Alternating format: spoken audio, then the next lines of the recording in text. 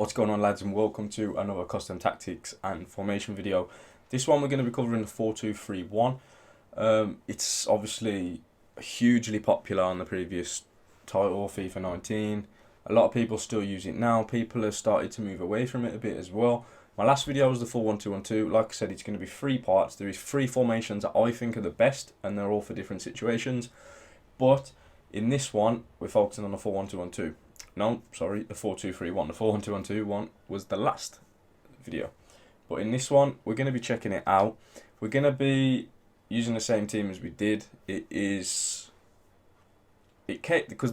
good about this formation is it can cater to all of like this team that I've got. All I have to do to cater to the different ones is put Pookie in and change it to a 4-2-4. So I'll show you what that looks like now. For the 4-2-3-1, what I do, you could just change Pookie to a centre mid, but that's effort, isn't it? Because, you know. So what I do is start with a 4-2-4. And I'll actually move Pepe to his correct position. Let's just say it's Rodri. It doesn't really matter who the centre mid is. But so that's how we line up to start with, and then we can go into the 4-2-3-1 now, because obviously you have your two. This formation is easier to get 2 midfielders in along with 4 attackers. It's just the easiest way to link them. So the 4-2-3-1, we set up obviously 4 at the back, 2 holding midfielders, 3 cams, a lamb, a cam, and a ram, and obviously 1 central striker. The central striker is your out-and-out striker. Like Pookie won't play cam, but the other 3 need to be, in my opinion, pretty quick. Martial, Rashford and Pepe work very, very well there in the lamb, cam and ram spots. Lamb has to really be right-footed, the same as the ram. He has to be left, because obviously they're cutting in. So it is easier to just have the opposite foot on the opposite wing. Like obviously Martial and Pepe, perfect. Rashford if he goes out there as well. Your cam can be either. Your cam needs good shooting, and basically I like my cam to have good pace, but it doesn't need to. You could easily have a De Bruyne, an Eriksen, a Firmino would be amazing there. But I prefer them to have pace just because I like to break the lines. That's just the way I play. But in your defence, fast fullbacks again with good stamina.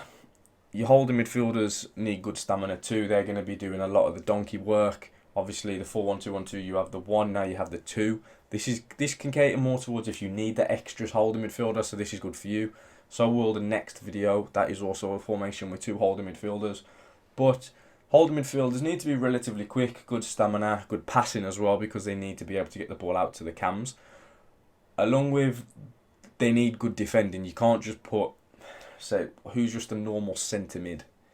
You can't put someone like Danny Drinkwater there. Like, it's not going to work. You need someone who is catered to a CDM role and not a CDM move back. But lambs and rams need to be fast as well. That is a key attribute to your wide midfielders. The striker doesn't even need to be that fast. Pookie just happens to have 84 pace. You can play Harry Kane there.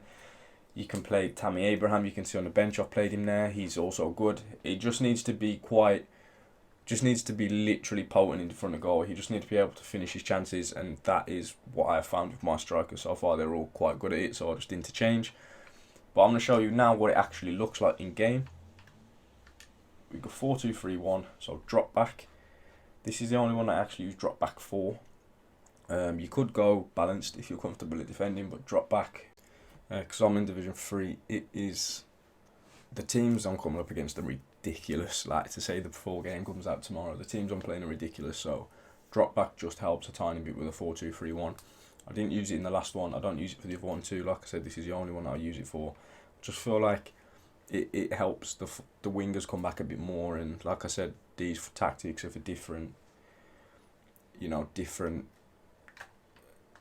situations basically. Like the 4-2-3-1 is when you want shape. You want a lot of shape. 4-1-2-1-2 is when you want to just create and go through the lines very fast. But the 4-2-3-1 is more rigid, so you do get a lot more like your left wing is your left wing instead of centre mid swapping, and you can going up to striker, and you know what I mean. It's a lot more of a compact unit.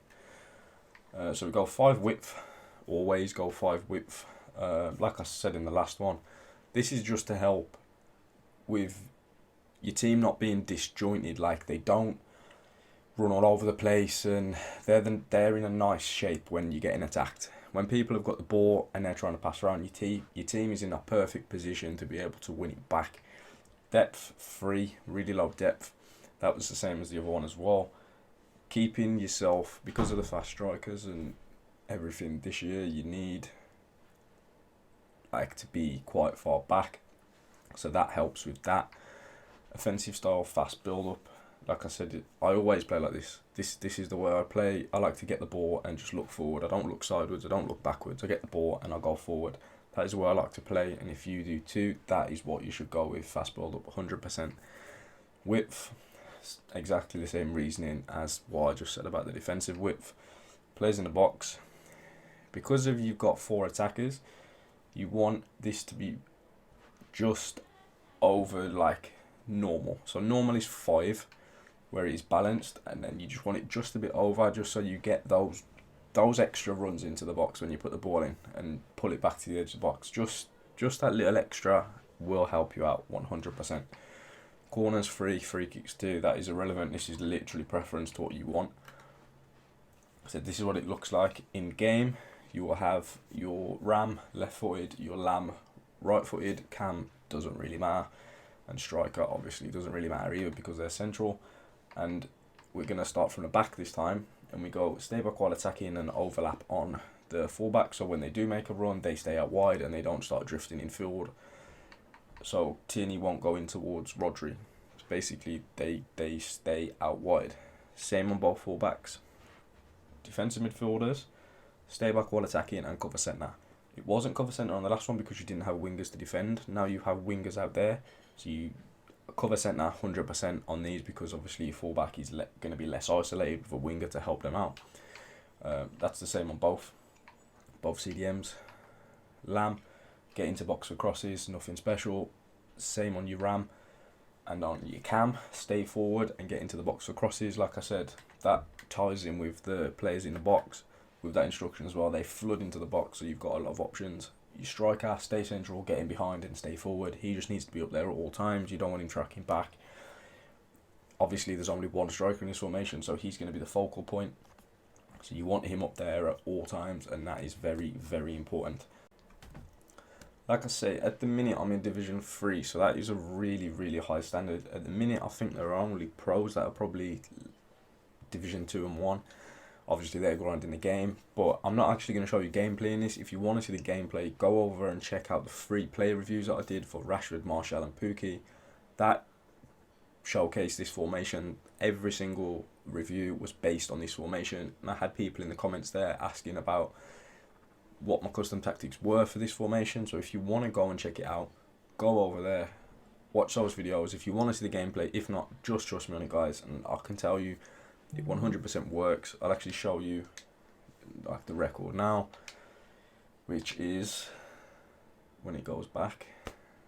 Obviously it's gonna take a long time to load, but 21-4.